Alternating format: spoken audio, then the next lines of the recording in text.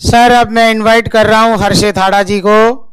First time में इनका selection हुआ है और इन्होंने सेल्फ स्टडी की थी और JKILS का मेंस का टेस्ट सीरीज लिया था और साथ में इंटरव्यू की क्लासें ली थी। ठीक है sir, kindly welcome Harshit Hada sir. He is from Ajmer. लेता हूँ सर मैं।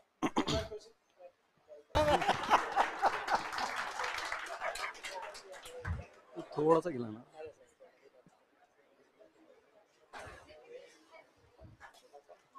Thank you.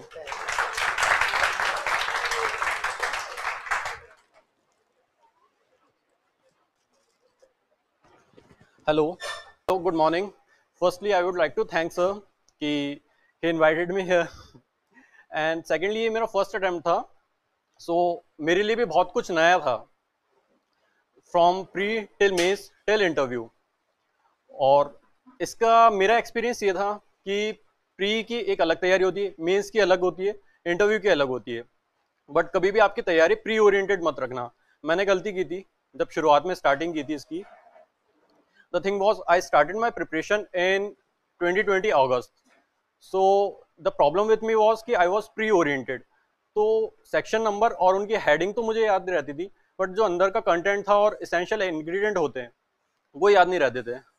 सो जब मुझे ये रियलाइज हुआ, जो सिलेक्टेड कैंडिडेट्स थे उनके इंटरव्यू देख के ये रियलाइज हुआ कि आपको अंदर भी जाना पड़ेगा सेक्शंस के। तो तब जाके मैंने प्रीवियस पास्ट ईयर के जो क्वेश्चन पेपर होते हैं, सोलंकी की एक बुक आती है रेड कलर की, उसको मैंने लिया सबसे पहले। तो मेरा व्यू ये था कि उसको तो पक्का ही करना है, वो ग्रैंड नॉर्म करनी है बिल्कुल, क्योंकि आंसर मेरे सामने ही है। अगर वो भी नहीं कर पाता तो फिर तो क्या ही बात है।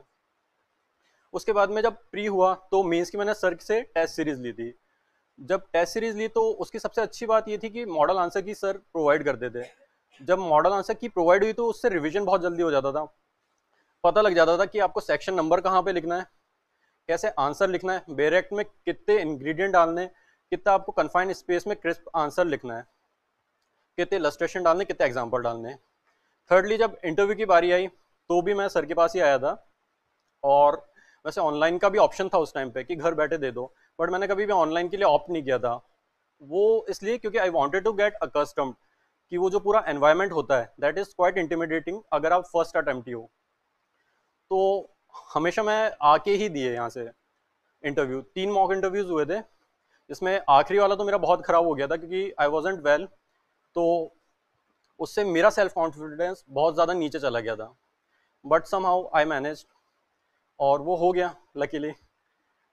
सो this was all about my preparation. और एक दो चीज़ है कि जब एस्पिरेंट होते हैं तो ये वाली जो एज है व्हाट आई बिलीव इज बहुत सेंसिटिव होती है, 20 to 30 एज एन एस्पिरेंट, क्योंकि बहुत लोगों का बहुत कुछ हो रहा होता है, और एज एन एस्पिरेंट हम रोज बैठ के वही 4 दीवारी में वही चीज़ कर रहे होते हैं, और हमें ऐसा लगता है कि किसी की शादी हो रही है, कोई बहुत अच्छी यूनिवर्सिटी में चला गया, किसी का बहुत करोड़ों का पैकेज लग गया। इससे अपना मॉरल डाउन मत होने देना। सोशल सर्कल कम रखना बट अच्छा रखना, सपोर्टिव हो।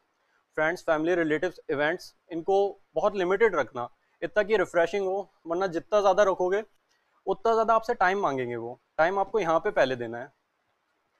सो और बात आती है मोटिवेशन की। सबसे प्रॉब्लम ये आती है एज एन एस्पिरेंट सबसे ज़्यादा, कि बार बार ऐसा लगता है कि नहीं हुआ तो इसके बाद क्या, क्योंकि एपीओ तो बहुत कम आती है, जेलो तो उससे भी कम आती है, और बचता है आरजेएस।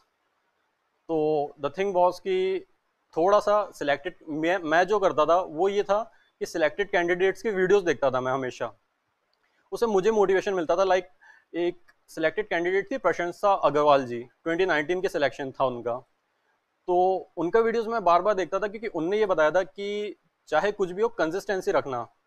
अगर आप भले से रोज 8 घंटे नहीं दे पा रहे हो, लेकिन 2-3 घंटे रिवीजन पे भी दे रहे हो तो भी हो जाएगा वो, क्योंकि कंसिस्टेंसी से स्मॉल प्रोग्रेस होती है, but small progress is still a progress, तो वो इम्पोर्टेंट ज़्यादा होती है।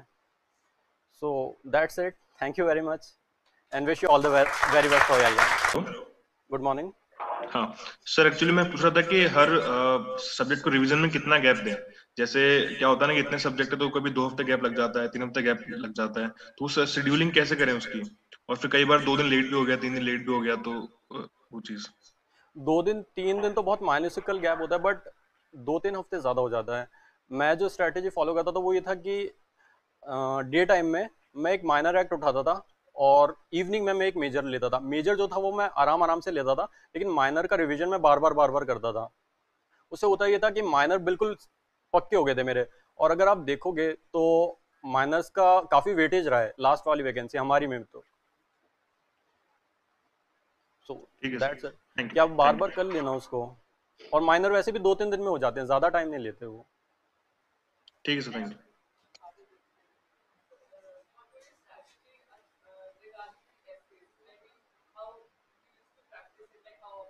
हाँ जी, sorry I miss that part. Actually ऐसे का जो था वो शुरुआत में मेरा फोकस नहीं था, वो again that was on my part, a mistake. तो जब मेंस की बारी आई थी तब समवन टोल्ड मी कि जो एडिटोरियल पेज होता है इंग्लिश हिंदी दोनों का, जो आप अगर हिंदी में लिख रहे हो वो आप इंग्लिश में भी लिख पाने चाहिए हो, तो ये आपको that will bring words to you.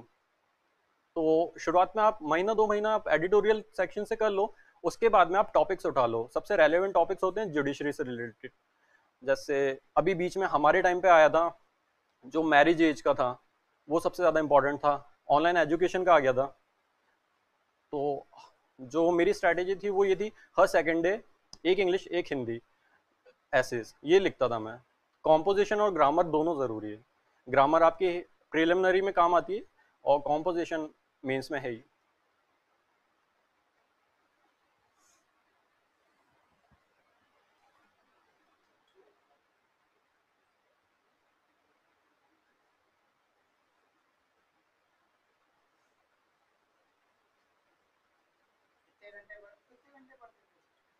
So on an average 8 होते थे, 8 to 9, बट उसमें से 2 and 2.5 रिवीजन के होते थे। जो नया लर्न करने के होते थे वो 5 to 6 ही होते थे। और एक चीज़ और है कि एक हॉबी ज़रूर रखना। हॉबी से it will bring you out of that context कि आप दिन भर ही पढ़ रहे हो तो बहुत ज़्यादा टेंस होते जाओगे। तो हॉबी रखना which can get you out of that sphere. एक बार से बुक पढ़ ली, साइंस की बुक पढ़ रहे हैं हम, बुक पढ़ ली हमने मेरिट के साथ, तो उसको दोबारा भी पढ़ना है या फिर एक बार पढ़ने के बाद सफिशिएंट है? जो मेजर चीज़ें हैं जैसे एक्सटॉर्शन की डेफिनेशन, चीटिंग की डेफिनेशन, इनको तो बार बार करना।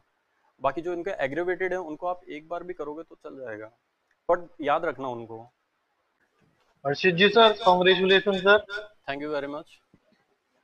सर, वो हमारा आंसर राइटिंग होता है सर, उसकी स्किल्स को कैसे बढ़ाएं सर? उसमें स्किल्स मैं समझा नहीं, कैसे बढ़ाना? मतलब आंसर राइटिंग को कैसे प्रिपेयर करें, मतलब जो हम सब्जेक्टिव आंसर लिखते हैं हम्म। उसमें डायरेक्ट मतलब हम टू द पॉइंट पॉइंट लिखेंगे, या मतलब कि मतलब हमें पूरा पैराग्राफ में लिखना होगा, या पॉइंट वगैरह में लिख दें तो सही रहेगा? शुरुआत में उन्होंने क्वेश्चन में जो भी पूछा है आपसे, सबसे पहले आप उसी का रिप्लाई करो, उसके बाद में आप एडिशनल पॉइंट लिख दो। लेकिन शुरुआत में टू द पॉइंट ही रहना। अगर आप इधर उधर डेविएट हो गए ना तो एग्जामिनर नंबर नहीं देते। और सर जैसे जो आंसर जो कॉपी आती है जो, तो सर उसमें पूरा वो उतना ही लिखना होता है जितना स्पेस रहता है, या उसमें मतलब थोड़ा बहुत अपने हिसाब से कम ज्यादा, मतलब जितना हमें आ रहा है उतना ही, या फिर उसको पूरा ही कंप्लीट करना पड़ता है पूरा जो स्पेस आता है उसको? नहीं नहीं, कंप्लीट करने का जरूरत नहीं है, but you should be to the point, मतलब क्रिस्प होना चाहिए आपका आंसर। अगर आपने 2 पैरा भी लिखे बट उसमें आंसर ही नहीं पकड़ में आ रहा है तो फिर उन 2 पैरा का भी मतलब नहीं है। अगर 1 पैरा लिख दोगे लेकिन उसमें सब कवर हो गया क्रिस्पली और शॉर्ट में, तो एग्जामिनर को चेक करने में भी इजीनेस रहेगी और आपका आंसर तो अच्छा लगेगा ही। Thank you sir. Hello sir. Hello, good morning. Sir I want to ask, जो सिचुएशन बेस्ड क्वेश्चन होते थे, जो प्रैक्टिकल क्वेश्चंस होते थे, उनके लिए आप क्या सोर्सेज अप्लाई करते थे जिनके हमें आंसर डायरेक्ट नहीं मिलते थे, या फिर आप उनको कैसे रिसर्च करते थे? कॉन्सेप्ट जैसे unsolved paper type. Yes sir, unsolved paper, और जिसमें हमें केस के फैक्ट्स दे देते हैं और पूछते हैं कि जैसे आईपीसी में कि किस ऑफेंस के लिए लाइबल है, एटसेट्रा एटसेट्रा। तो उसके फिर लिए मैं हमेशा I use to go through bare acts कि इसमें कौन कौन से सेक्शंस अप्लाई हो रहे हैं। असॉल्ट भी आ रहा है, क्रिमिनल फोर्स भी आ रहा है, क्या मोस्ट अप्रोप्रिएट है वो आई यूज टू अप्लाई। सेकेंडली, अगर कॉन्सेप्चुअल बेस्ड है तो आजकल तो आई ब्लॉक लीडर्स और ऐसी वाली वेबसाइट्स बहुत सारी हैं, तो उन पे भी आप एक बार सर्च करके देख सकते हो आंसर, क्योंकि they contain a very good material actually. मैंने उनसे भी बहुत हेल्प ली थी जब मेरे को आंसर्स नहीं मिलते थे। आई So block that leader. iBlock Reader, that is a okay very sir, nice thank you. website actually। मेरे जो नोट्स थे वो बहुत ही शॉर्ट थे, मतलब शायद आपको दूं तो आपको समझ में भी नहीं आएंगे, वो बहुत शॉर्ट होते थे, लेकिन हाँ वो इंटरलिंकेज होती थी उनमें। जैसे आपने बताया डेथ में आर्टिकल 21 भी है, डेथ कहाँ कहाँ पे है, पहले कौन सा केस में आया था, उसको सबसे पहले इनवैलिड किस में कर दिया, अब मेंटल हेल्थ में आ गया, सॉरी सुसाइड में आ गया वो। मतलब सारे इंटरलिंकेज होते थे उसमें। ऐसा नहीं होता था कि एक मैंने कंसोलेशन में कुछ पढ़ लिया, उससे तो नंबर भी नहीं मिलेंगे। अगर आप इंटरलिंकेज करके करोगे तो ज़्यादा बेटर है।